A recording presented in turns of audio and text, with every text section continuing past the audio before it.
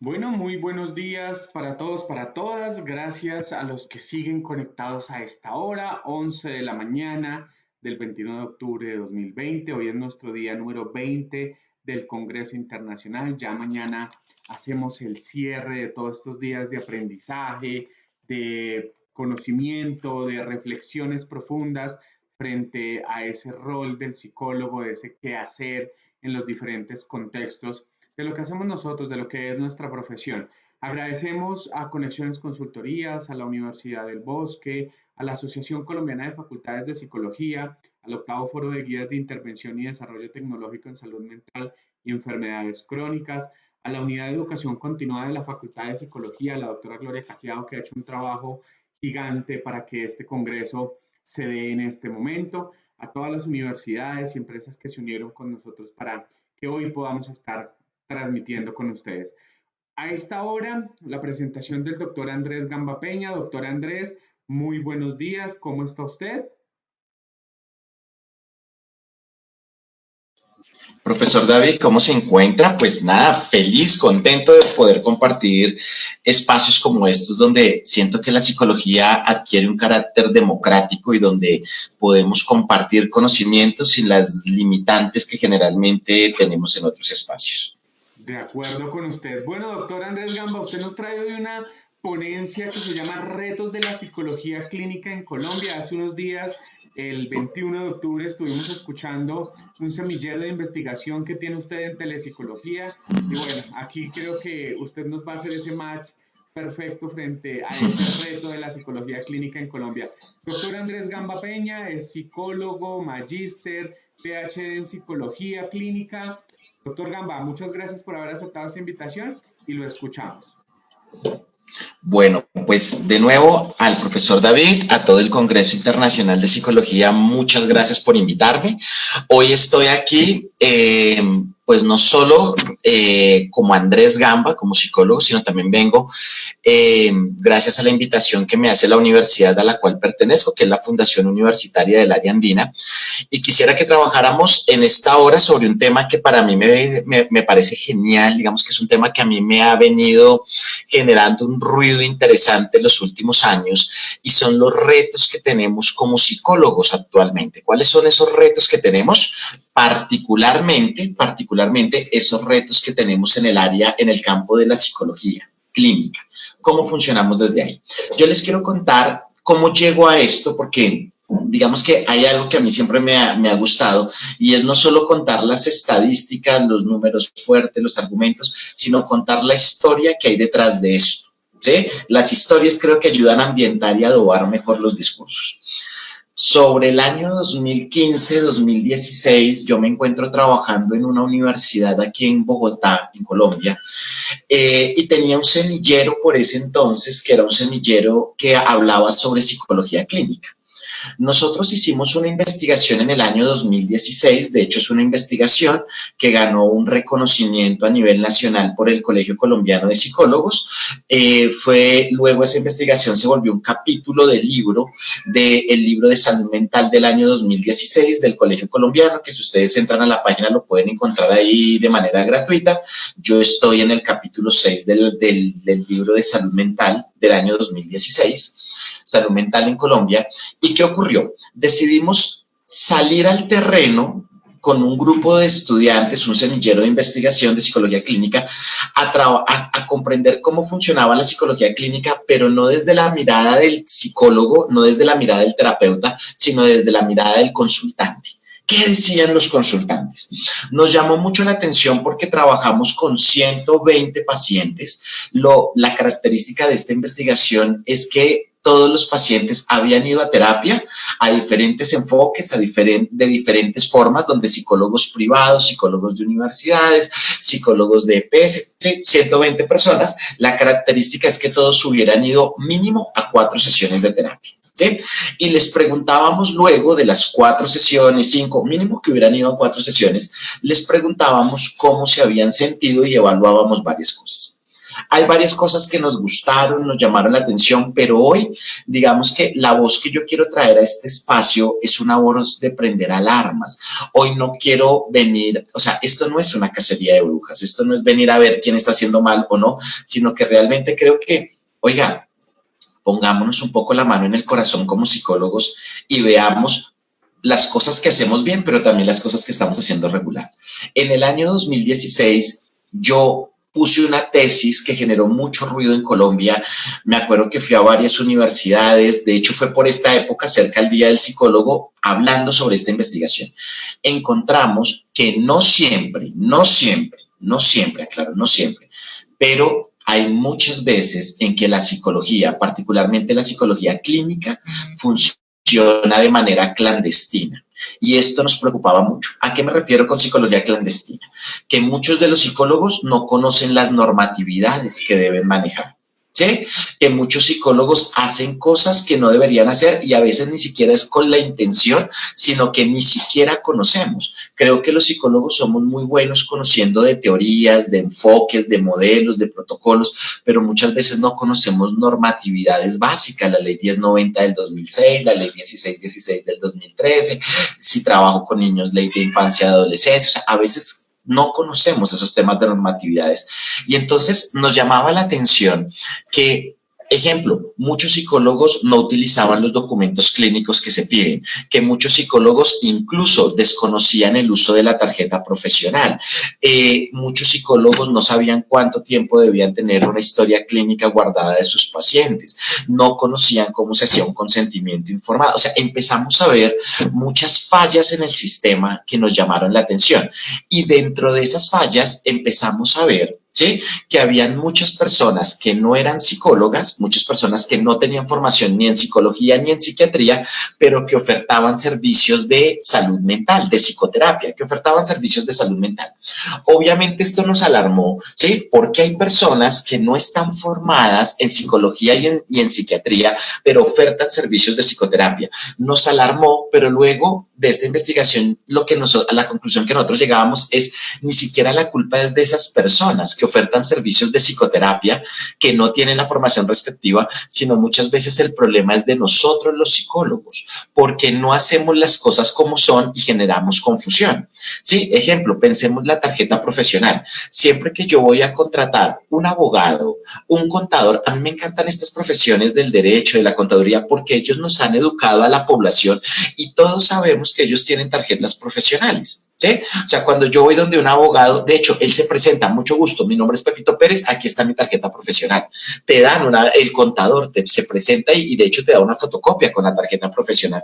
Nos han educado que no podemos contratar personas que no tengan unos documentos legales. La profesión nos ha educado, pero los psicólogos no.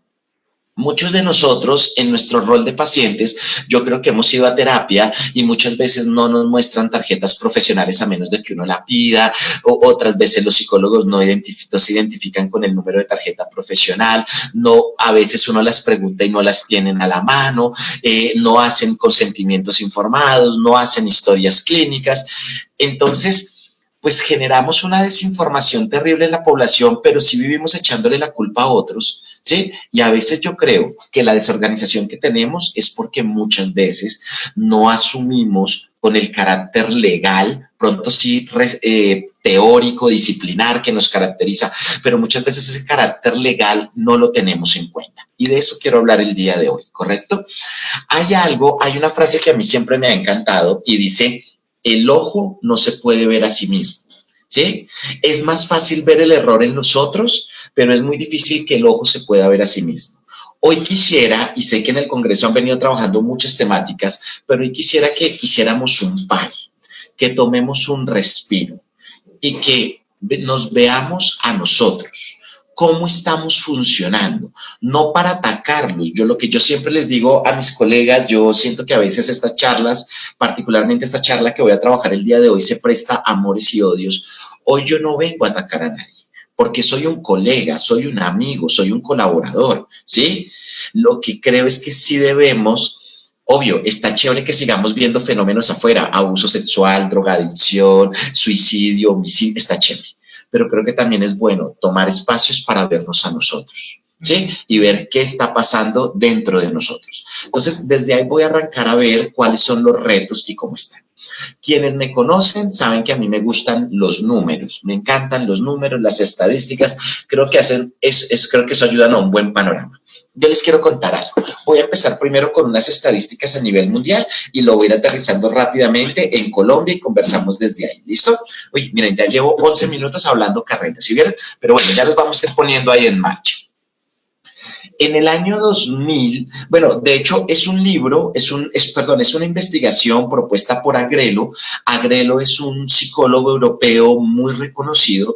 En el año 2011, perdónenme que no son cifras ahorita del 2020, pero bueno, creo que nos ayudan a entender cosas. En el año 2011, Agrelo sacó una investigación bien interesante sobre las formas de intervención, sobre los modelos teóricos que utilizábamos los psicólogos en ejercicios de psicoterapia. ¿Sí? Uno generalmente dice, no, hay 4 modelos: el psicoanalítico psicodinámico, el humanista existencial experiencial, el conductual cognitivo terapias de tercera generación y el sistémico. Uno puede decir, hay 4 grandes modelos. Agrelo en el año 2000, ojo, hace 20 años, yo creo que esto incluso ya ha subido. Agrelo contó que habían más o menos 400 modelos, o sea, no técnicas, 400 enfoques, 400 modelos de intervención psicoterapéutica, ¿sí? 400 modelos. ¿Esto sabe qué nos hace pensar? Que los psicólogos somos muy curiosos y que somos una disciplina muy nutrida en teoría. Todos los días creamos cosas, está muy chévere. Pero también habla de la enorme dificultad que tenemos para organizarnos como grupo y que aparezcan 2 o 3 campos. Imagínense 400, ¿sí? ¿Cuántos de esos tienen niveles de formación científica? O sea, empieza a volverse preocupante. Si bien habla de lo nutridos y teóricos que somos, pues también habla de la enorme dificultad que tenemos como psicólogos para organizarnos en unos discursos rectores. Yo entiendo que nunca va a haber un discurso rector que nos organice a todos los psicólogos, pero tampoco podemos estar en una torre de Babel donde todo el mundo habla y comprende y hace las cosas que quiere, ¿sí? Esto nos empieza a preocupar, esta estadística de Agrelo. Encontramos en el año 2002, Vados, García y Fuste, en una investigación que ellos hacen sobre los estudios, sobre las investigaciones que hacemos y que publicamos los psicólogos, encontramos que el 50% de las publicaciones psicológicas, no estoy hablando de otras disciplinas, el 50% de las investigaciones psicológicas relacionadas con intervención terapéutica presentaban graves inconsistencias en sus muestras. Quiere decir, 50% es la mitad. O sea, de lo que usted lee, más de la mitad, ¿sí? Lo que pasa es que se muestran las investigaciones y uno las lee y uno dice, esto es cierto. No, nos mostraban en el 2002 que el 50% de las investigaciones que tenemos tienen graves problemas que no se deberían publicar o deberíamos tener cuidado los demás psicólogos en ir a aplicar esos protocolos. Vados, García y Fuste reportaban 3 grandes inconsistencias en las investigaciones. Primero, que no se tenía en cuenta los pacientes que terminaron solo tenían en cuenta los pacientes que terminaron el proceso y no tenían en cuenta los pacientes que desertaron. Claro, pues si yo hago una investigación y al final solo tomo en cuenta los que terminaron el proceso, pues eso me arroja unos datos, pero ¿qué pasa si yo tomo en cuenta a los pacientes que iniciaron y desertaron? Entonces, esos datos no se cuentan en las investigaciones, pero cuando se empezaban a hacer como la revisión rigurosa de la muestra, encontrábamos eso. 2, que no se tenía en cuenta que muchos usuarios recibían otro tipo de ayudas, ¿sí? Paralelas, como uso de fármacos, procesos de autoayuda. Entonces, partíamos del principio de que la psicología lo lograba todo, ¿sí? Y no teníamos en cuenta el impacto, ¿sí? De hecho, les quiero contar. Yo creo que muchos de ustedes conocen esto. Obviamente es una investigación que ya no es reciente. Fue una investigación, si mal no estoy, en la década del 70, la investigación del pájaro dodo, que es una investigación que a los psicólogos nos dio en la cabeza. Casi los psicólogos no hablamos de esta investigación. Es una investigación muy grande, la investigación del pájaro dodo, donde se hace una investigación muy fuerte con muestras muy importantes que arrojaban que realmente la psicoterapia no impactaba tanto la salud mental como nosotros lo creíamos, ¿Sí? Realmente quedamos muy mal parados en esa investigación. Aparecieron variables como la variable tiempo. ¿Qué ocurre? Resulta que el tiempo de una u otra forma ayuda a que los sistemas entren en homeostasis o busquen reorganizaciones. Si usted hoy se golpeó con su pareja, tuvo un escenario de violencia intrafamiliar, yo me imagino que hoy estás en crisis. Pero si hablo contigo mañana, seguramente sigues en crisis, pero no tal vez en el mismo nivel de impacto que ayer. Y si hablo contigo en una semana, seguramente sigues en crisis, pero no en el mismo impacto que estuviste hace una semana. El tiempo tiene una condición interesante en los sistemas y es que los reorganiza. Entonces, nos dice la investigación del pájaro dodo, nos dice las variables tiempo no se tienen en cuenta. Entonces, yo muchas veces atiendo a mi paciente porque viene por una situación de duelo, se le murió su mamá.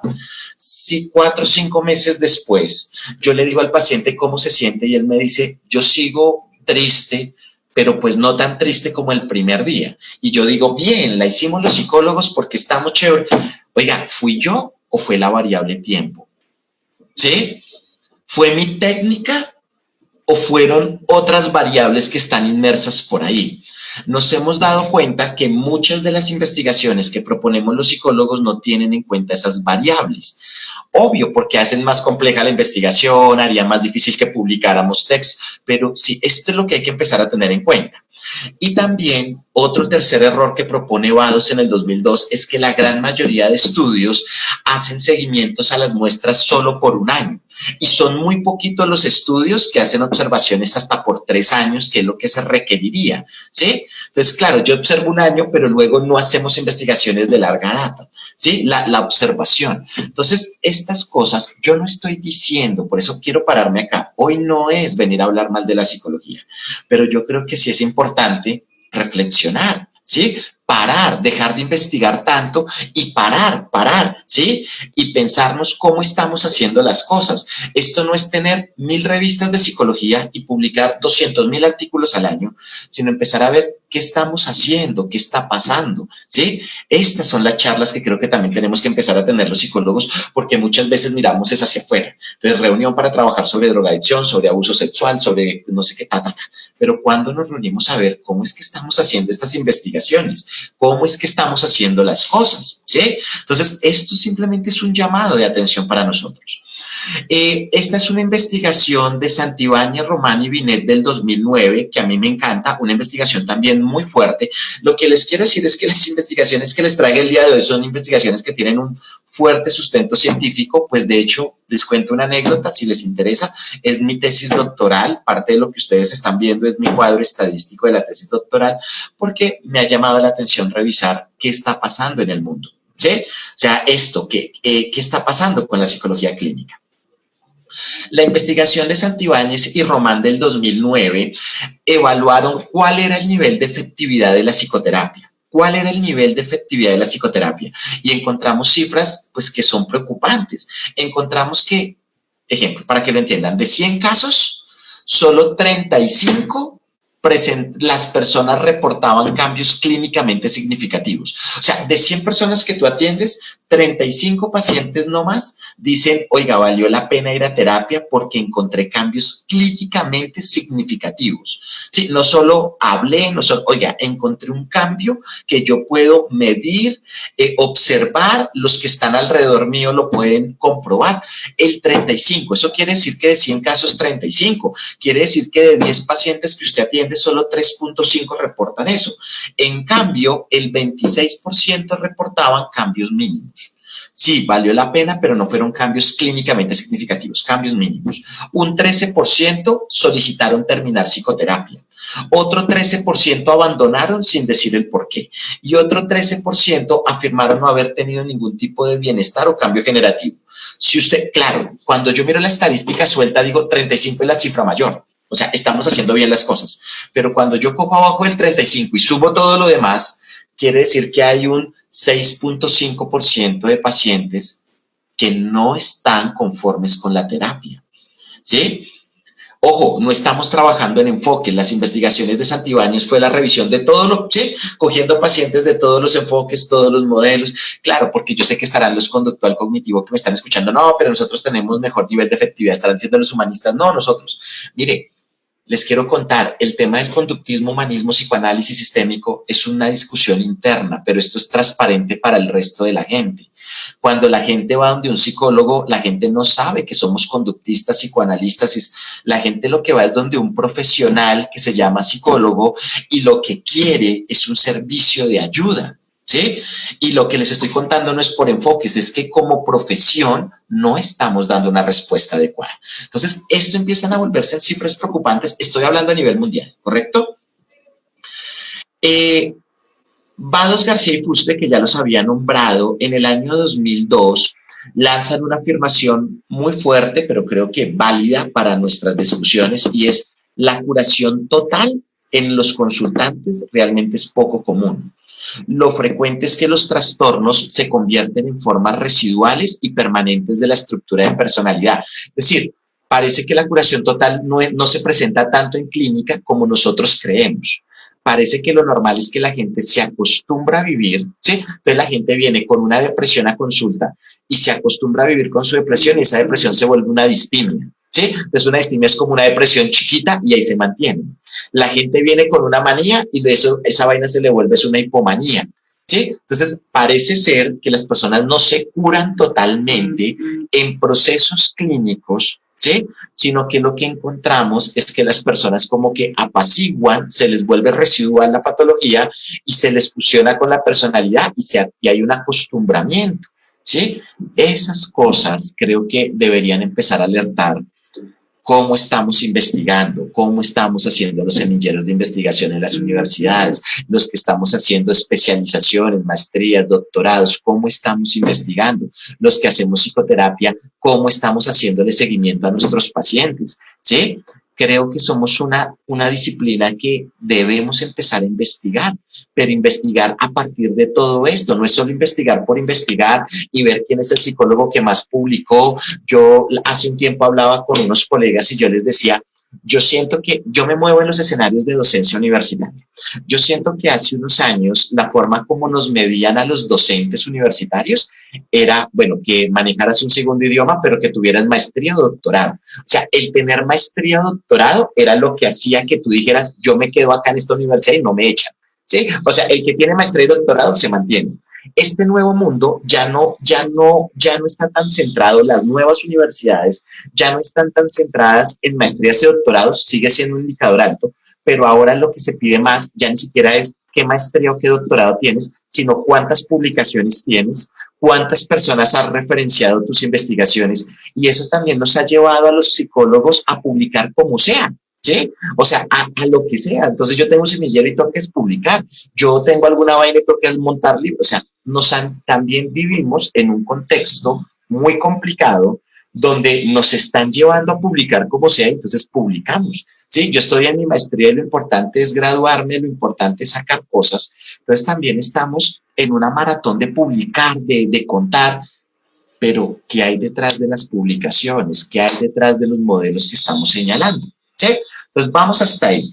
Llevo 24 minutos hablando carreta, un momento ya voy a llegar a los puntos fuertes de Colombia, ¿sí? Pero, como les digo, es importante adobar con estos datos la charla. Tenemos unos datos de 2017 de Salinas, Ortiz, Baeza y Betancourt, latinoamericanos ellos, donde ellos nos hablan del impacto que tiene cuando hacemos psicoterapia que no está científicamente comprobada.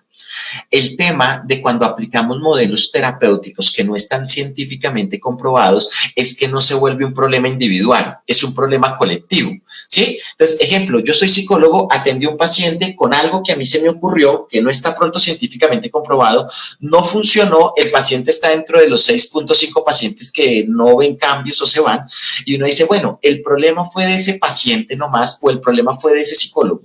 No, es que la gente no dice afuera, es que fue Andrés Gamba el que me hizo un mal proceso. Es que los psicólogos, ¿sí? No hacen buenos procesos. Encontramos, digamos, algo que me encantaba de Salinas en el 2017 en su investigación, es que ellos decían, mira lo que pasa cuando tú no atiendes bien un paciente. Mira lo que pasa cuando tú no atiendes bien un paciente. Primero, estás generando un desgaste en los dispositivos de salud. O sea, mira que no es un tema tuyo. ¿Sí? Es porque ese paciente va a ir a otro lado, va a generar saturación en otra línea, entonces vamos a generar un desgaste en dispositivos de salud. Vamos a generar una pérdida de tiempo, no solo en el profesional, sino en el paciente. Incluso pacientes que después del primer proceso no vuelven, ¿sí? Tercero, la necesidad del usuario de tener que solicitar otro tipo de intervención. Un aumento en los tiempos de espera de otros usuarios, porque si yo estoy en una EPS y mi paciente no sale bien, va a volver a pedir cita con otro y esto lo que va a hacer es alargar filas y entonces lo que vamos a hacer es demorar otros pacientes. Entonces, algo que decía Salinas es, mire, debemos dejar de pensar individualmente y es que, a mí me gusta esta técnica y la aplico. Lo que propone Salinas es, ¿y si nos pensamos como un colectivo?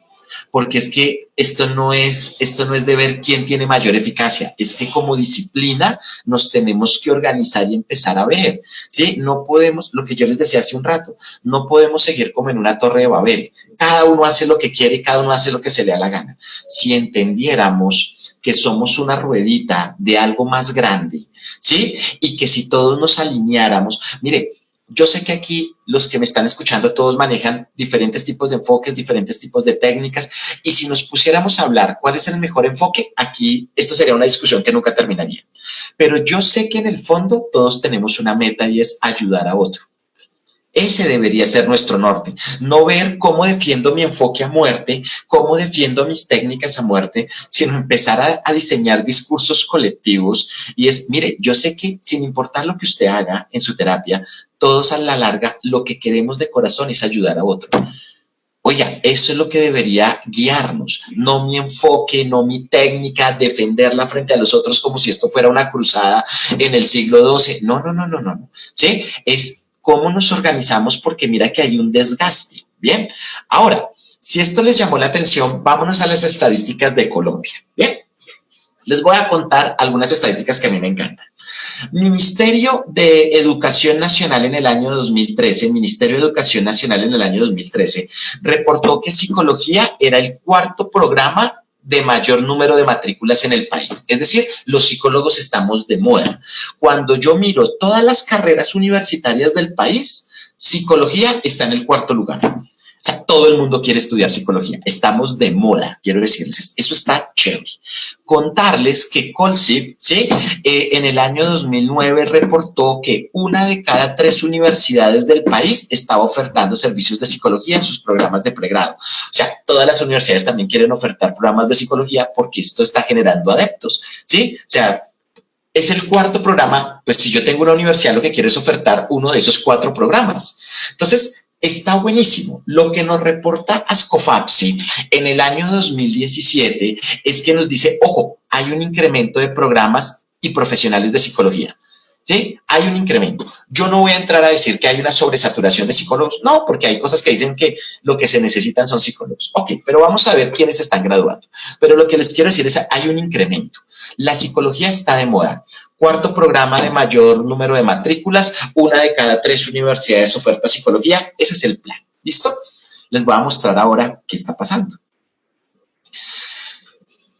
Ascofapsi en el 2017, ojo, 2017, quiero aclarar el año porque sé que en estos 4 años ha cambiado mucho el mundo, ¿sí? Pero vamos a decir 2017. En estos 4 años, Ascofapsi en el 2017 nos dijo lo siguiente: psicología está de moda. Eso nos lleva a un número que dice que en Colombia, en el 2017, habían 130 programas de pregrado de psicología en Colombia.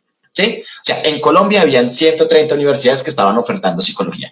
Algunas universidades pues ofertaban 2 o 3 programas en presencial, virtual, pero habían 130 de programas de psicología en Colombia. O sea, si usted es psicólogo o si usted es una persona que quería graduarse como psicólogo en Colombia, tenía 130 programas. Chévere, 130 programas. El problema es lo siguiente: de esos 130 programas, solo 94 tenían registro calificado. Registro calificado es el nivel mínimo para ofrecer psicología. Y solo 36 tenían registros de alta calidad. ¿Qué es lo que me lleva a pensar? Que tenemos muchos psicólogos graduados, pero con el nivel mínimo. ¿sí? Porque de 130 a 94 tienen registro calificado, ¿sí? 36 tenían registro de alta calidad. Y de hecho, de esos 136, yo no quise traer esa estadística para no preocuparnos más, pero cuando tú coges el número 36 y empiezas a ver cuántos tienen 2 y 3 registros calificados, la cifra se reduce a unos 7 u 8. Es decir, universidades que han logrado cualificarse en calidad 2 o 3 veces seguidas, ¿sí? Se reduce a 4 o 5. Entonces, mira que tenemos es una cantidad de programas de psicología. Miren, esto nos va a llevar a un punto. Yo sé que esto parecen números sueltos, pero ojo, váyanme poniendo, ténganme fe en esta charla, ténganme fe que vamos a abrir algo interesante. Hay 130 programas. Vámonos al año 2017. Yo creería que ahorita hay más. ¿Sí? Yo creería que incluso ahorita en el 2020 hay más de 130. Les digo que hay 130 programas de psicología. De esos 130, 94 tienen lo mínimo que se necesita. Es decir, no es que estemos graduando psicólogos malos, pero estamos sacando psicólogos con el mínimo, ¿sí? Esa es la estadística. Ahora, miren este dato del 2015, ¿sí? Que nos ayuda a entender lo siguiente. Imagínense que en el 2015 se graduaron 7.734 psicólogos. Eso en el 2015, 7.734 psicólogos. Pero ese mismo año se graduaron 1.335 especialistas, ¿sí? O sea, no los psicólogos que se graduaron, o sea, 7.734, pero en las universidades que tenían especialización se graduaron 1.335. Ese mismo año se graduaron 269 magíster y ese mismo año se graduaron 14 doctores. ¿Qué me quiere decir esta estadística? Que tenemos mucho psicólogo en Colombia, muchos psicólogos, recuerden, psicología es la cuarta carrera, tenemos muchos psicólogos en Colombia, pero con la formación mínima. Y tenemos que la gran mayoría de psicólogos se quedan solo con la formación de posgrado. Porque mire que cuando usted mira las estadísticas no son equiparables. Tenemos una cantidad de psicólogos graduados en pregrado, pero mira que cuando miras especialización disminuye. Pero cuando miras magíster disminuye. Y cuando miras la cantidad de doctores, casi que mínima. Entonces, parece que tenemos una gran cantidad de psicólogos ejerciendo psicología con el nivel mínimo. Parece que no somos una carrera, o sea, somos una profesión donde hay mucho psicólogo, pero no tenemos mucho psicólogo magíster, doctorado, especial. O sea, no tenemos tanta formación, ¿sí? Nos estamos quedando solo con las herramientas mínimas del pregrado. Esto nos debería empezar a alertar. Ahora, yo entiendo que hay unos temas económicos, entiendo que hay unos temas de pago que se le están haciendo a los profesionales, donde es difícil cuando tú sales a ejercer psicología poder estudiar nuevamente, ¿sí? Y aquí entraríamos en otras charlas que no voy a traer el día de hoy. Porque hoy no quiero pararme en locus de control externo. Claro, hay muchas causales. El contexto es difícil, no nos pagan bien. Es difícil que un muchacho que ahorita se gradúe en primer grado, se gradúe de pregrado, logre ubicarse laboralmente en el primer año. O sea, tenemos una cantidad de estadísticas también complejas. Pero cuando yo miro, no eso, sino, recuerden, el ojo no se puede ver a sí mismo. Cuando yo miro es a nosotros, pues tenemos mucha gente, parémonos en el campo de la clínica, mucha gente que está trabajando en salud mental con la formación mínima. Y ahora, esa formación mínima generalmente no viene de alta calidad, sino viene de la educación mínima que pide el Ministerio de Educación. Ahora, incluso hay otras estadísticas que no les quise traer el día de hoy, ¿sí? Pero hay otros números que nos llaman más la atención. Cuando yo miro este dato del 2015, entonces lo que digo es, la gran mayoría de psicólogos se quedan con pregrado. ¿Sí? Pregrado, vamos hasta ahí. Perfecto, pregrado. Resulta que cuando tú miras el enfoque disciplinar de las universidades en Colombia, la gran mayoría de universidades en Colombia, sus enfoques son conductual, cognitivo, psicoanalítico, ¿sí? Son tal vez como los grandes enfoques. Claro, ahora tenemos muchos que están formándose en modelos multiparadigmáticos, ¿sí? Donde se trabajan todo, pero realmente el número grande de enfoques universitarios es conductual, cognitivo, psicoanalítico. Entonces tenemos estudiantes que salieron con formación conductual, cognitivo, psicoanalítica mínima, lo mínimo. Pero cuando tú vas a la práctica encuentras muchos psicólogos haciendo humanismo, transpersonal, sistémico, otras cosas. Y nosotros decimos, ¿dónde se formaron? Porque si la gran mayoría está con el mínimo y de la universidad que salió casi no veía horas en ese enfoque, o sea, lo que yo esperaría es que cuando yo salgo al mundo, al terreno, me encuentre que la gran mayoría de psicólogos su enfoque casi que sea el de la universidad porque fue la única formación que tuvieron. Pero entonces encontramos muchos psicólogos que el mayor número de horas de entrenamiento que le dio en su universidad fue un enfoque, pero él salió y terminó haciendo otro. Mi pregunta es, ¿cuántas horas de vuelo tienen ese enfoque? Porque no hay mucho especialista, no hay mucho magíster, no hay mucho doctor. O sea, ¿cuántas horas de vuelo tiene para sentarse con un paciente y aplicar algo? ¿Sí? Que no fue su formación base de pregrado. No sé si me van entendiendo o ya empecé a embolatarlos con toda esta estadística, pero estos simplemente son números. Ojo, yo aquí no estoy señalando a alguien porque esto no es un escarnio público. Lo que estoy es haciendo una radiografía de cómo estamos como disciplina, ¿sí? Y de las cosas que debemos empezar a sentarnos. Lo que yo les decía, y creo que esa es tal vez la propuesta que les traigo el día de hoy. Es una propuesta utópica. Yo siento que no solo Colombia, siento que Latinoamérica estamos todavía a varias décadas de lograr esto, pero ojalá empecemos a entender que no somos rueditas sueltas, que pertenecemos a un colectivo. Ojalá esto no solo no lo pensemos los psicólogos, las universidades. Ojalá entendamos que esto no es una carrera de quién llega primero y quién gradúa más, sino cómo nos organizamos. Ojalá entendamos que esto es un tema de gobierno, que esto es un tema de políticas públicas. O sea, que nos tenemos que organizar de fondo y empezar a ver cómo ofertamos servicios en una sociedad que cada vez pide más profesionales de salud mental, pero bien formados, ¿sí? No podemos seguir improvisando en la salud mental en Colombia, ¿sí? Y es lo que tú empiezas a encontrar con los números. Ahora, les voy a contar un poco cómo está el escenario. Si estos son los profesionales, ¿qué nos está esperando a nosotros? ¿Listo? ¿Qué nos está esperando?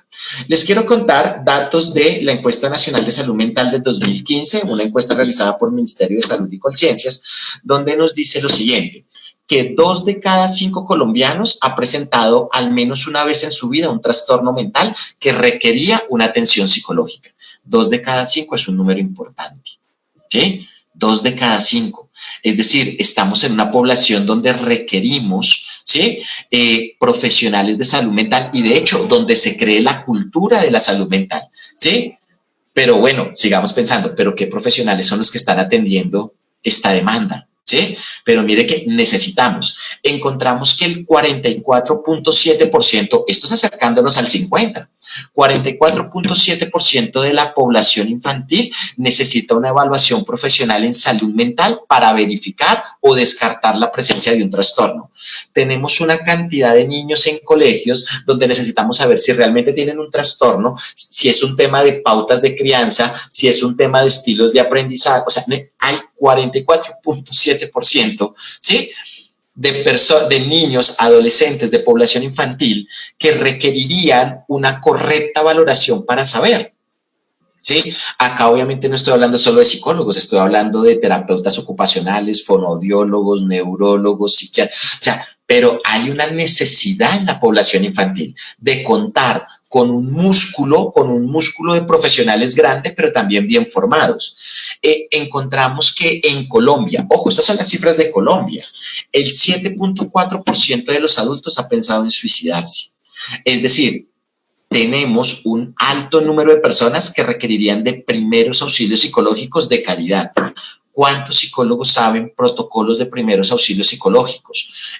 ¿Cuántas universidades están formando esto? Porque ya sabemos que el psicólogo sale y muchas veces no se especializa, no se forma, pero sí llega a trabajar en EPS, en fundaciones donde tiene que aplicar primeros auxilios psicológicos, ¿sí? Encontramos que el 2.8% de la población ha tenido algún problema de salud mental, ha tenido problemas graves de salud mental en algún momento de su vida. O sea, todo esto simplemente lo que nos alerta es, estamos en un contexto, ¿sí? Social, cultural, político, que requiere de profesionales muy bien formados. Entonces, chévere, a mí sí me gusta, chévere que hayan 130 programas universitarios. Chévere que ojalá hayan más, chévere, parece que lo que se necesita es gente. Pero ¿qué tipo de gente tenemos? Creo que también necesitamos ver o sea, qué tanta posibilidad de acceso están teniendo nuestros estudiantes para hacer una especialización, una maestría, un doctorado.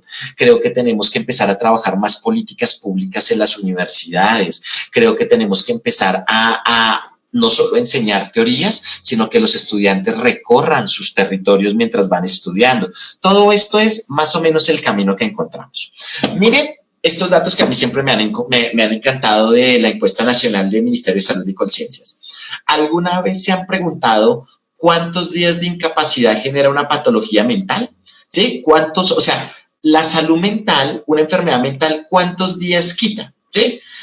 Yo sé que enfermedades físicas quitan días, cuando a ti te da una gripa, cuando a ti te duele, o sea, tú vas al médico y te incapacitan, ¿sí? ¿Cuántos días genera la salud mental? Tenemos que en población infantil, la salud mental, no enfermedades de virosis, temas respiratorios, no estoy hablando de salud mental, para que vean el impacto que tenemos. En los niños, 8.4 días, es decir, en el año, muchos niños en nuestro país, no estoy hablando de una ciudad, de una localidad, en nuestro país, son datos no míos, del Ministerio de Salud y Conciencias, ¿sí? De la encuesta nacional.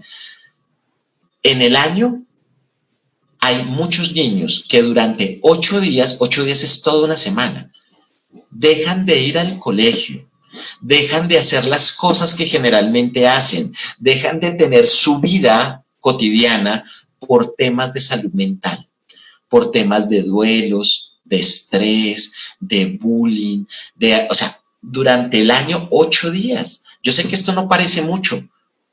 Esto es importante, son números que no son altos en comparación a otros países. En adolescentes tenemos 3.1 días, ¿sí? Y en adultos tenemos 12.6 días, ¿correcto? O sea, un adulto promedio en el año deja de hacer durante 12 días, deja de tener su vida normal, ¿sí? No por temas de salud, por temas mentales. ¿Sí? Deja de tener su vida normal. ¿Cómo estamos? O sea, ¿cuáles son los programas que estamos diseñando? Lo que pasa es que a mí también hay otra cosa que me llama la atención. Ejemplo, cuando tú vas a mirar tesis en programas de pregrado y posgrado, los psicólogos solo estamos trabajando lo mismo. O sea, tú empiezas a ver y todos los psicólogos estamos trabajando lo mismo. Estrés, depresión, bullying, ansiedad, consumo de drogas, abuso sexual. Eso está chévere. Pero, oiga, tenemos también que empezar a ver otras cosas que no le estamos dando respuesta. Y tenemos otro problema en Colombia, y es que parece que tenemos muchos psicólogos, pero todos concentrados en las grandes ciudades. ¿Sí? Entonces, ese es otro problema. Hay una cantidad de psicólogos, pero todos concentrados en ciudades grandes y ciudades intermedias. Pero en corregimientos, veredas, pueblos, no aparece el profesional de salud mental. No más para que usted se haga una idea. Lo que pasa es que a usted estos números le van a parecer raros, porque estoy seguro que muchos de ustedes viven en ciudades grandes o ciudades intermedias, entonces a uno no le parece tanto. Pero ¿cuánto es el promedio de tiempo para acceder a un sitio donde se presten servicios de salud mental? En niños encontramos que en promedio en Colombia 11.8 horas.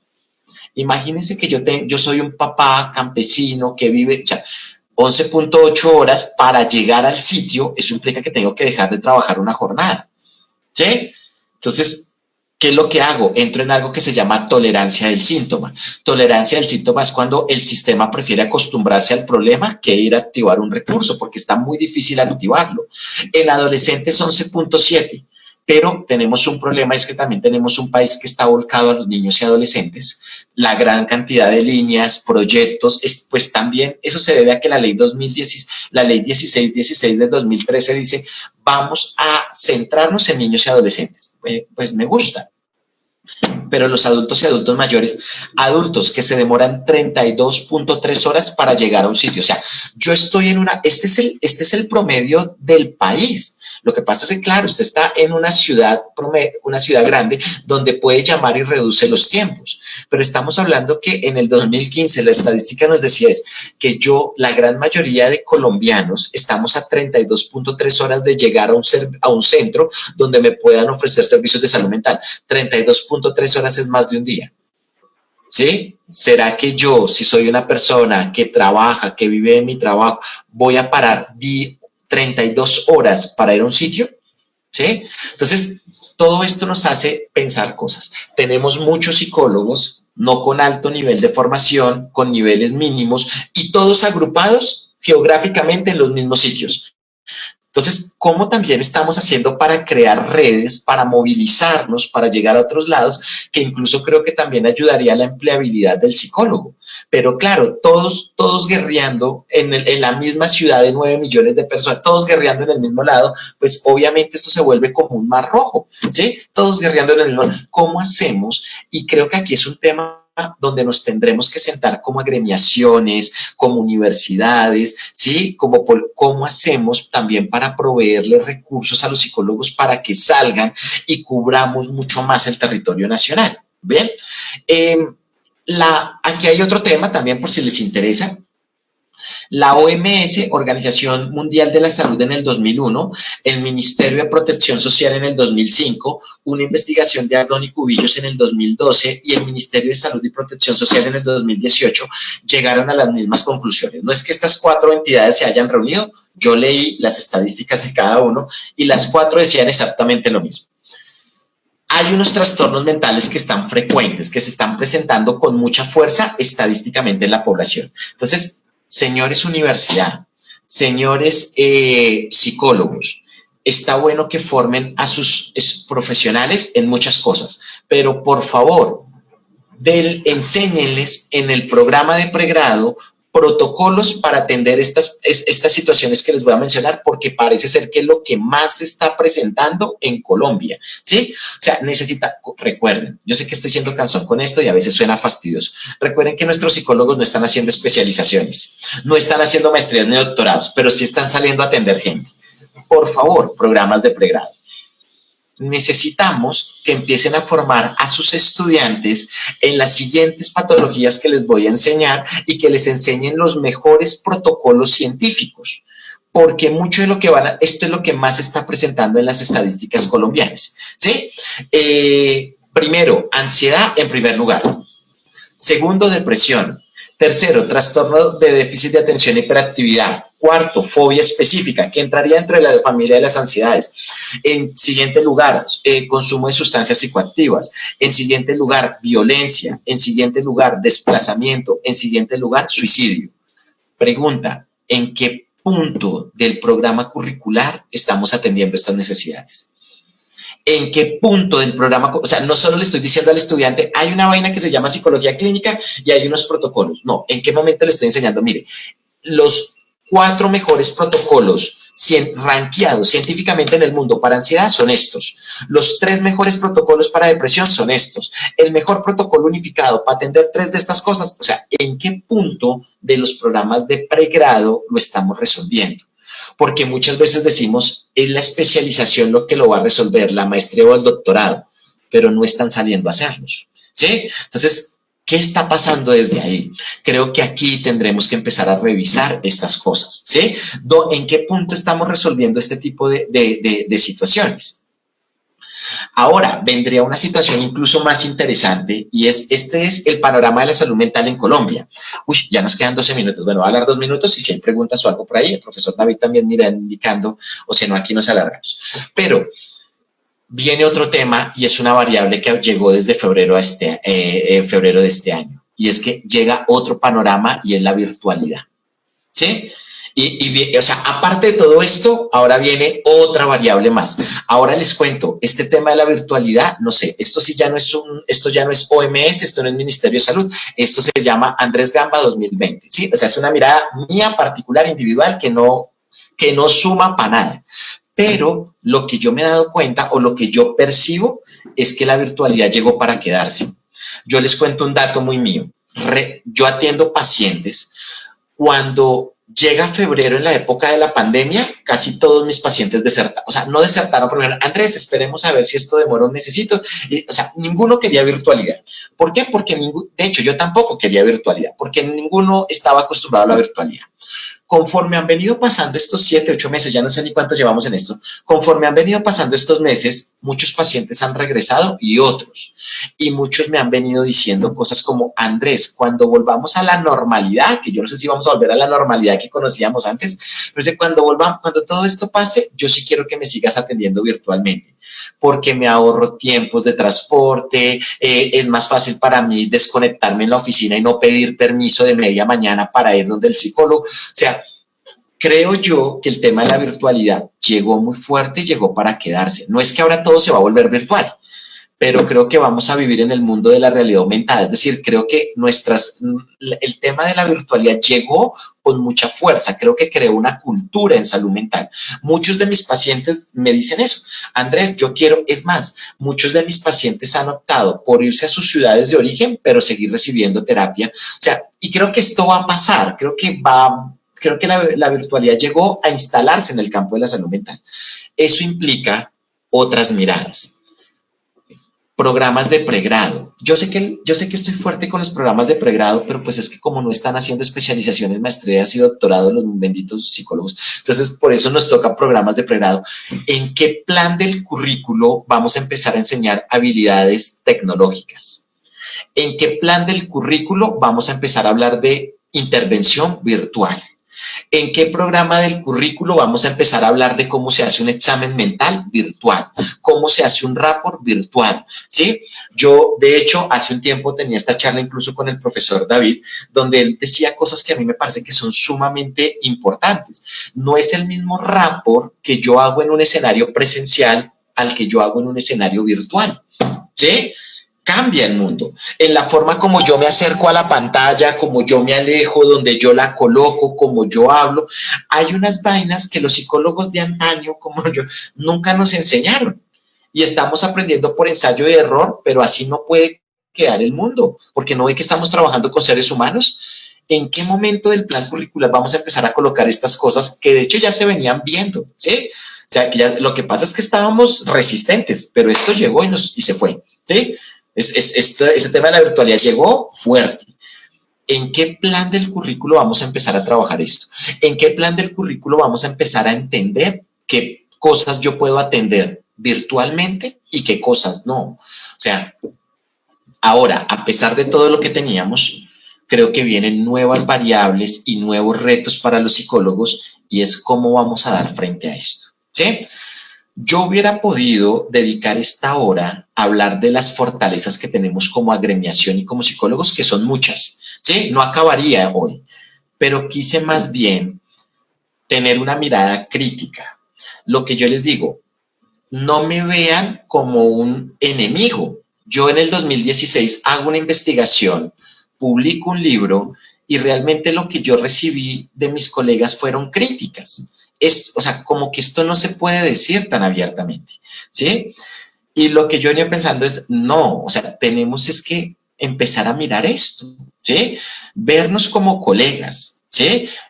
Vernos como que hay cosas que todavía no se han resuelto a nivel de la psicología clínica a nivel mundial, pero como país y como instituciones universitarias y como agremiaciones, todavía hay huecos que no hemos, es más, que no hemos llenado, que ni siquiera nos hemos puesto a pensarlos, porque estamos volcados a solo ver fenómenos sociales, estamos volcados a ver abuso sexual, violencia, depresión, o sea, pero no nos estamos viendo a nosotros. Oiga, sentémonos a ver qué está pasando, ¿sí? Creo que más de estas charlas debemos seguir teniendo y vernos a nosotros mismos, ¿bien? Bueno, yo tenía otros puntos, pero si entro ahí me alargo como unos 15 minutos. El profesor David me dice, tengo unos tiempos. Ah, ok, ahí me están diciendo que tengo como 8 minutos más. Bien. Les quería contar algunos resultados que yo encontré en la investigación que hice en el 2016.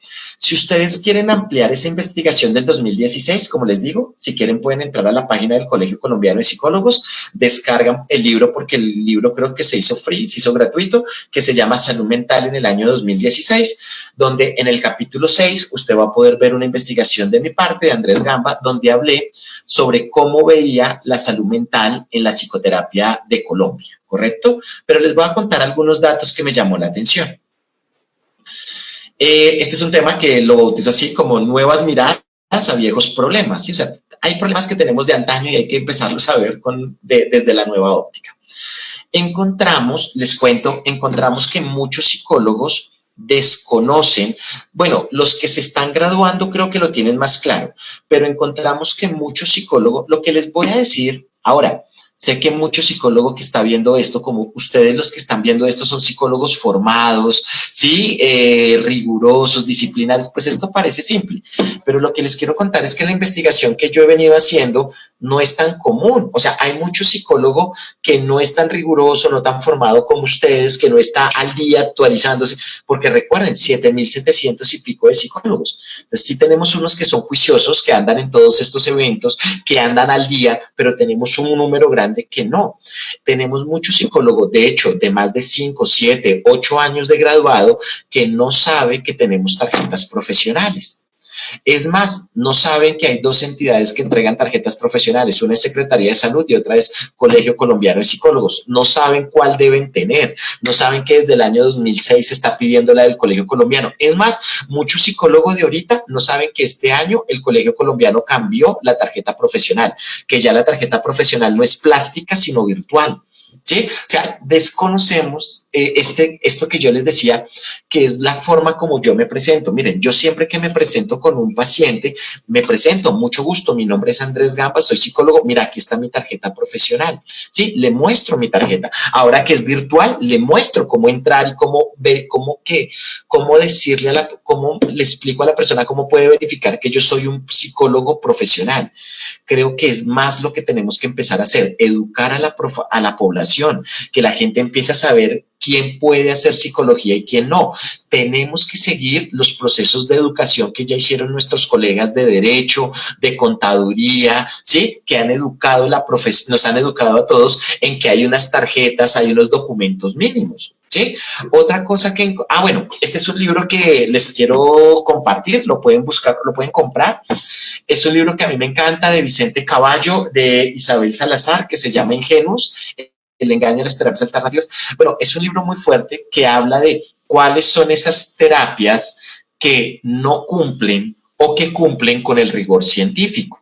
Ahora, no es para que la saquemos, ¿sí? Pero es que si yo quiero aplicar una de estas terapias, caramba, tengo que empezar a hacer investigación científica, ¿sí? Tengo que empezar a hacer investigación científica porque no presentan Miren, hay algo que yo una vez le escuché a un profesor mío del doctorado, una profesora mía del doctorado, que ella decía, Andrés, el dinero en políticas públicas que se le destina a la salud mental no es mucho, debería ser más, pero no es mucho. Y como tenemos poquito, tenemos que proveerle a los pacientes que lo que le vamos a dar es lo mejor, lo que cumplen las mejores investigaciones, ¿sí? O sea, lo que vamos a dar debe ser lo mejor. Yo, en un país donde los recursos de salud mental son mínimos, no me puedo poner a improvisar a ver qué invento, ¿sí? Yo sé que muchas de las cosas que ustedes están viendo en la pantalla son bonitas, ¿sí? Pero, caramba, es que no es una cosa mía, es que yo trabajo con otro. Es que imagínense que yo voy donde el médico y yo tengo un tema físico, ¿sí? Tengo una patología física. Pues lo que yo espero del médico es que si me va a dar un medicamento, me dé los últimos los medicamentos de última generación. Que no empiece a experimentar conmigo. No importa sus gustos, señor médico. Lo que yo espero como paciente es que lo que usted me vaya a dar sea lo mejor, no tanto improvisar. Entonces, esto empieza a volverse importante, que muchas de las técnicas que empezamos a ver que están utilizando los psicólogos en los escenarios de terapia no son técnicas, primero, que cumplen con el rigor científico y segundo, son técnicas que nunca se vieron en programas de pregrado. Entonces, nuestra pregunta es, ¿cuántas horas de entrenamiento tiene ese psicólogo para aplicar esas técnicas? ¿Sí? O sea, aquí el tema son horas de vuelo en experiencia. Si yo salí de una universidad que me dictó lo mínimo, ¿sí? Y salgo a hacer otra vaina que ni siquiera fue eso mínimo que me formaron, ¿cuántas horas de vuelo tenemos desde ahí? Tenemos muchos psicólogos que no tienen claro la ley 1090 y los principios de confidencialidad. Yo conozco, mire, y esto no lo reportaban los pacientes, ¿sí? Cosas que decimos los psicólogos. Los psicólogos en consulta le decimos a los pacientes cosas como, tranquilo, cuénteme que todo lo que usted me cuenta va a quedar en estas 4 paredes. Señor psicólogo, usted es psicólogo, no es confesor. Usted tiene una tarjeta profesional para salud mental. Usted no es sacerdote ni teólogo. O sea, el teólogo sí puede decir, cuénteme que lo que usted me cuenta queda en estas cuatro paredes. Nosotros, ¿sí? Tenemos una ley que nos guste o no nos guste, ¿sí? Pero hay una frase que a mí me gusta que se llama lex dura lex. Dura es la ley, pero es la ley. Puede que a usted no le guste, pero hay unas normas. Usted no es una ruedita suelta que se mueve en el planeta como quiere. Hay unas normas donde yo debería decirle a mi paciente desde el inicio, pero desde el inicio. Mira, yo voy a velar por tu confidencialidad. Lo que tú me cuentes, yo lo voy a salvaguardar de tal y tal y tal forma. Pero hay unos escenarios donde si esto llega a pasar, yo tengo que romper el principio de confidencialidad. Encontramos que muchos psicólogos no explican el principio de confidencialidad en la primera sesión de terapia. Encontramos que muchos psicólogos no hace llenar documentos legales en las primeras sesiones de terapia. ¿Saben qué encontramos con los documentos legales? Que generalmente los documentos legales se llenan muy bien en las prácticas universitarias, porque hay un supervisor que me regula. ¿Sí? Pero en la vida real encontramos muchos psicólogos que nunca hace consentimiento informado, no llena historias clínicas, el paciente nunca llena una historia clínica, no hay formatos de evolución y eso creo que también se debe a que si bien tenemos observatorios como COLSI, o sea, tenemos observatorios que tratan de regular la práctica clínica, a mí me preocupa es qué programas tenemos para lograr regular a todos los psicólogos. Claro, sí tenemos programas desde Secretaría de Salud que me permiten ver al psicólogo que está en el hospital y yo puedo ir y ver si lo que está haciendo está bien o no, pero el psicólogo que está atendiendo en su casa, en la sala de su casa ahorita, ¿en dónde sabemos? O sea, ¿en qué entidad? Eso es lo que a mí siempre me ha preocupado. ¿Cuál es la entidad, agremiación que tiene ese dato? Porque yo puedo ahorita empezar a atender aquí en la sala de mi casa y a quién le reporto. ¿Sí? ¿Cuál es la entidad que me va a hacer seguimiento? Entonces, claro, como nadie me hace seguimiento, yo también a veces me relajo y hago cosas, ¿sí? Ni explico principios de confidencialidad, ni utilizo los documentos legales. Creo que aquí también viene otra mirada del reto, ¿sí? Tenemos tanta cantidad de psicólogos que cuáles van a ser, o sea, cómo vamos a empezar a regular estos nuevos psicólogos. Bien, y con esto voy terminando. Pero creo que también hay un tema y es no solo tener un observador que nos regule. Nosotros, éticamente, es que no necesitamos de otro que nos esté dando palo y nos esté diciendo eso está mal. Oiga, nosotros deberíamos desarrollar este comportamiento ético y es entender que trabajamos con seres humanos y que hay unos temas legales que debemos cumplir, que hay unos temas teóricos y técnicos que debemos cumplir, que no podemos improvisar, que estamos trabajando con la salud mental de las personas, sobre todo en una cultura como la nuestra que todavía no hay una cultura clara de salud mental. Eso tal vez serían los retos actuales que yo vería sobre la salud mental. Pues ahí están mis datos y mis redes. Si alguno quiere seguir en estos temas de conversación y demás, pues ahí está mi información. Bueno, pues nada, me encanta. Me pasé 2 minutos. Pues me encanta haberlos acompañado en este espacio. El profesor David nos dice siempre qué hacemos en este momento, que es para mí un momento incómodo que ya no sé qué hacer cuando se me acaba el discurso. Cuando se acaba el discurso. Bueno, doctor Andrés Gamba, pues realmente muy interesante toda su ponencia, creo que pertinente en este marco y lo hablábamos en algún momento con usted y era cómo hacer para que la información llegue. A mí me llama mucho la atención los datos que usted da cuando usted dice son 7.000 psicólogos que se gradúan en ese año. Es decir, que si hiciéramos un promedio de los últimos 5 años, estaríamos hablando de más de 35.000 psicólogos graduados o un poquito más. Y la pregunta es, ¿qué hay, no? ¿Qué hay con esos profesionales? ¿Qué hay con esas actualizaciones? Y aparece algo que siempre me ha llamado la atención y es ese ego del psicólogo, ¿cierto? Que al final es lo que nos termina entorpeciendo el proceso porque pues es muy complejo, ¿no? Si la psicología debería ser una sola, pero encontramos muchas estrategias que usted decía, 400, mejor dicho, usted nos dio unos números, un panorama, 400 modelos terapéuticos. Y nosotros juramos que el nuestro es el que funciona y que da resultados y que da respuestas. Entonces, creo que ahí hay una reflexión bien interesante que hemos venido desde hace mucho tiempo teniendo. Aquí hay varios comentarios, reconocimientos frente a su ponencia. Muy importante es la época oportunidad que se le está dando a los psicólogos graduados. Y ese es un tema bien interesante que toca Alejandra y es la disonancia, ¿no? Entonces yo como profesional estudio 5 años teniendo una expectativa que con lo que aprendo durante mi pregrado puedo salir a ejecutar una eh, práctica que me genere un lucro, pero no pasa.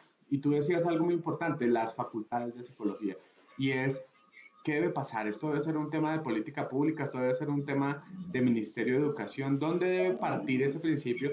Porque recuerdo que hasta hace unos años la formación profesional era muy fuerte. Digamos que el pregrado era unos pregrados exigentes, investigaciones duras. Ahora el profe que exige, que pone límites, que pues no está tan bien visto. ¿Hacia dónde deberíamos apostarle en ese jalar la oreja para que esto pueda funcionar de una manera diferente? Mira, yo creo, David, que esto es un trabajo de muchos frentes, de muchos. Desde la universidad, no solo enseñarle a los estudiantes herramientas teóricas, académicas y disciplinares, sino que también es importante sacar tiempo para entrenar a los estudiantes en funciones administrativas. Los psicólogos salimos y no sabemos cuánto debemos cobrar por un servicio, cuánto cobrar por un taller. Eso parece, no sé, parece a veces ingenuo y las universidades como que dan por sentado que eso se sabe. Pero muchos de nosotros no sabemos cuánto cobrar por un proyecto, cómo se mueve. Yo creo que algo que también nos falta mucho a los psicólogos es esa filosofía empresarial, ¿sí? Cómo acceder a convocatorias del gobierno, cómo acceder a ofertas laborales, cómo construir una hoja de vida, de hecho, pues contigo hemos trabajado en estos escenarios. Sé que hace unos días se presentó la profesora Damaris y en algún momento ella también hablaba un poco de esto que la vi. Oye, esas competencias de cómo ubicarme laboralmente. Sí, está chévere que yo sepa enfoques, técnicas, teorías, pero también cómo entrenamos a nuestros estudiantes en habilidades transversales para poderse ubicar laboralmente, cómo cobrar, cómo hacer una propuesta, porque este es el mundo. Yo cuando salí a trabajar en psicología hace 12, 13 años, bueno, ya ni más bien a no decir la edad, cuando yo salí hace unos años a trabajar en psicología, yo salí con una mirada de soldado. Entonces yo salí pensando que tenía que conseguir un trabajo y jurarle fidelidad a ese trabajo. Ahora, como yo trabajo, es más tipo mercenario. Mercenarios no le juro fidelidad a un trabajo, sino trato de diversificarme y poner no todos los huevos en una sola canasta, sino en muchas. Pero eso ha implicado muchos años de ensayo y error que me hubiera gustado que me los enseñaran en la universidad. ¿Sí? O sea, hay cosas que, y yo siento, todos los profesores que dictamos en universidades, tenemos un acervo de experiencia, pero a veces también nos quedamos es en la práctica, nos quedamos es en la práctica muy teórica y no enseñamos esas herramientas. Dos, creo que debemos empezar a trabajar en políticas públicas. Creo que Colegio Colombiano de Psicólogos, que es una entidad que yo amo y respeto profundamente porque el trabajo que hacen es cubrir todo esto, pero creo que tenemos que empezar a mirar cómo está el tema salarial, cómo están las ofertas de trabajo. O sea, creo que hay que empezar a hacer más seguimiento de esto, ¿sí? Esto no es solo que una empresa publicó una oferta muy invalidante y todos la publicamos en las redes. No, ¿cómo nos hacemos escuchar como gremio? ¿Sí? No solo son 2 o 3 voces publicando en las redes sociales, miren esta oferta, ¿cómo nos hacemos escuchar como gremio? ¿Sí? Entonces, creo que es un trabajo de muchos frentes, ¿sí? Para podernos ubicar mejor laboralmente y poder tener acceso a mejores oportunidades. De acuerdo contigo. Bueno, voy a leer un par de comentarios. Sé que ya nos pasamos, vamos a pasarnos unos 5 minutos más. Profesor Andrés, no sé si usted tenga mucho afán en este momento. 5 minutos. No, señor. Y nos vamos. Profesor, en su concepto, ¿cuáles son las mayores falencias de la educación virtual en la profesión de psicología? Yo te voy a decir una. Creo que la principal falencia es que no creemos en la virtualidad. Yo soy profesor presencial y virtual y yo siempre le digo a mis colegas virtuales, si usted no cree en la virtualidad, no dicte. ¿Sí? O sea, hay muchos problemas, podríamos decir desde ahí, pero el primero es que no creemos. Los que dictamos en virtualidad no creemos en la virtualidad, ¿sí? Y cuando tú enseñas algo con lo que no te apasionas, es difícil enseñarle al otro o enseñarle competencias. Yo por lo menos te digo, a mí me encanta muchos estudiantes virtuales porque creo que ahorita ellos tienen más herramientas que los que nos educamos presencialmente, ¿sí? Ahora, hay un tema, hay un sociólogo que hace unos años decía, ya la pelea no es quiénes salen mejor formados, los presenciales o los virtuales. Es que desde hace 10 años estamos en algo que se llama la realidad aumentada. Es que usted es presencial, pero también le enseñan herramientas virtuales. Usted es virtual, pero se puede conectar sincrónicamente. Esto ya no estamos en el mundo, y esto es algo que hizo un sociólogo que se me escapa ahorita el nombre, ya no estamos en el mundo ni de la presencialidad ni de la virtualidad. Es que la presencialidad y la virtualidad se fusionó hace más de 10 años y vivimos en el mundo de la realidad aumentada. Entender que ya no es, o sea, empezar a entender que no soy estudiante virtual, empezar a entender que no soy estudiante presencial, sino que este nuevo mundo nos llevó para otros lados, ¿sí? Entonces, cuando entendamos eso y empecemos a creer en la virtualidad, creo que ahí vamos a avanzar mucho más. Esa creo que es la principal falla, que todavía no creemos, no somos creyentes en la virtualidad, como si lo ha venido haciendo otras profesiones como la medicina. Por eso hay normatividades de telesalud, ¿sí? Porque se lo venían pensando, se prepararon para ese mundo, se lo creían, que era posible trabajar desde ahí. Entonces, eso creo que es la principal falla que tenemos ahí en el sistema. De acuerdo con usted, doctor Gamba. Y incluso, ¿no? Al docente de virtualidad se le veía como con otros ojos, ¿no? Y creo que la pandemia aterrizó todo el concepto. La gente decía, no, pues que los de virtual, ¿no? Y incluso era medio peyorativo ser el profe de Exacto. educación virtual.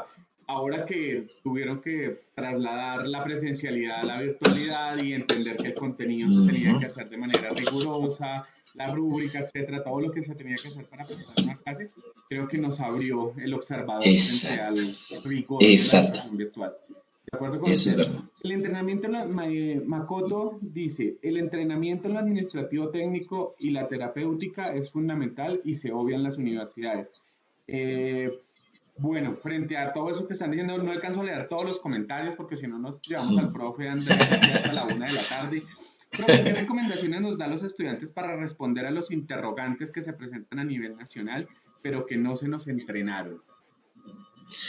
Yo les voy a decir algo que se los digo a todos mis estudiantes. Los que ya me conocen están aburridos de escuchar eso, entonces por favor tápense en los oídos porque están agotados con esto. Yo voy a decir esto. Señores psicólogos, a todos los que se acaban de graduar, los que llevamos muchos años, quítese la camiseta de experto y póngase la camiseta del curioso. Mientras sigamos creyendo que no la sabemos todas, uno no avanza. ¿Sí? Si yo sigo creyendo que con lo del pregrado quedé bien, si yo sigo creyendo que con lo de la maestría quedé bien, si yo sigo creyendo que con lo del doctorado quedé bien, no avanza. El mundo de la salud mental cambia todos los días. Mi maestría la terminé hace como 6, 7 años y yo ahorita comparo mis apuntes con la nueva realidad. Ya no sirven muchas cosas, ¿sí? Muchas cosas cambian, ¿sí? Y yo sigo creyendo, no, soy psicólogo magister. No, yo lo que tengo que ser es un psicólogo curioso, más que magister, más que especialista. ¿Qué es lo que tenemos que hacer? No solo los que se acaban de graduar, todos, seguirnos formando curiosamente, estar atentos de cuáles son los mejores protocolos, qué es lo que está saliendo en el mercado, cómo se ha validado, cuáles son las mejores pruebas que salen.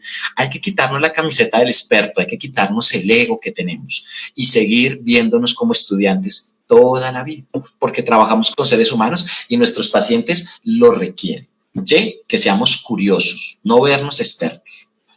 De acuerdo con usted, doctor Gamba. Bueno, gracias por la contextualización.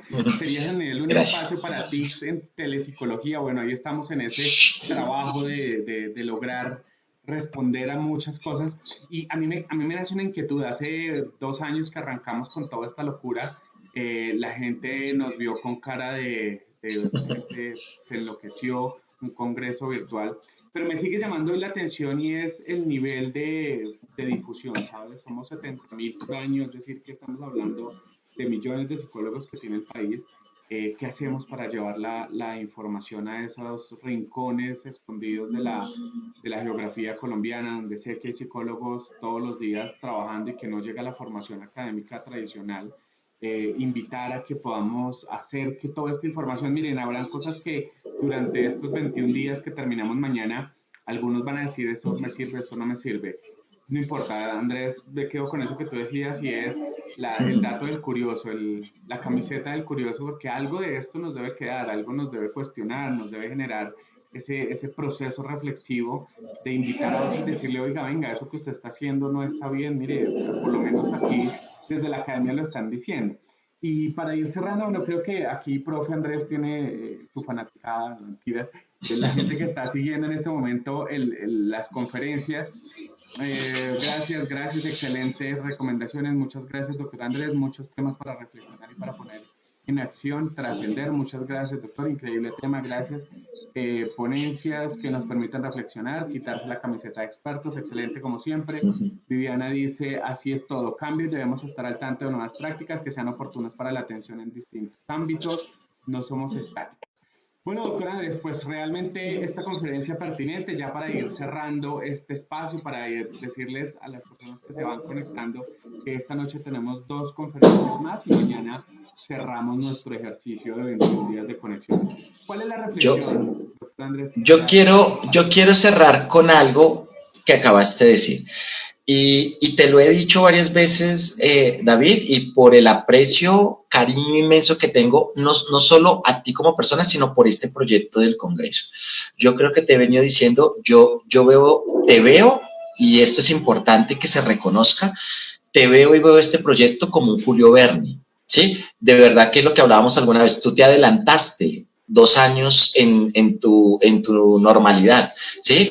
Porque cuando iniciaste con este proyecto hace un año eso parecía muy loco, ¿sí? Porque lo virtual no pegaba, ¿no? Y ahora todo es virtual, ¿sí? Entonces, qué bueno porque creo que tú incluso te adelantas, digo, es un Julio Verne, te adelantaste un poco a un año antes, 2 años antes fuiste, ¿sí? Y pudiste ver porque desde hace un año yo sé que tú nos vienes preparando para estos temas de virtualidad, porque hace un año justo hablábamos y qué bueno que estos espacios se sigan multiplicando. Cuando entendamos que la virtualidad no es un enemigo, sino que entendamos que la virtualidad nos ayuda a llegar a esos sectores y a democratizar el conocimiento, ese día creo que vamos a tener otro salto como profesión. Así me quiero despedir. Andrés, pues muchas gracias por ese reconocimiento, realmente a ti porque has apoyado este proyecto desde el día número 1 y muchos amigos más que dijeron se puede hacer de una manera diferente y de eso se trata. El Congreso y el sueño que tenemos con mi esposa es que siempre este Congreso sea gratuito. Sí, Paola es una psicóloga clínica también que se ha esforzado Sí. mucho porque este proceso se dé detrás de cámaras de todo esto que pasa aquí mientras nosotros ponemos la cara aquí, pero realmente pues es una maravilla. Gracias por el reconocimiento, seguimos democratizando. Esa fue la forma en que encontramos para hacer esta resistencia de una manera diferente y es llevar conocimiento para que no nos quedemos diciendo es que yo no sabía, ya no hay excusa. Ya se ha dicho, hay protocolos basados en la evidencia, somos un gremio que necesita formarse, que necesita actualizarse. Doctor Gamba, muchas gracias por su tiempo, gracias por su A ponencia. ustedes. Un abrazo gigante y nos vemos luego. Esta noche, a las personas que están conectadas, nos vemos a las 6 de la tarde. Recuerden que hasta mañana tienen para justificar su participación en el Congreso. Escriban por las redes sociales y nos vemos pronto. Un abrazo, nos vemos esta tarde. Doctor Gamba, un abrazo, cuídense mucho. Congreso Internacional de Psicología Online.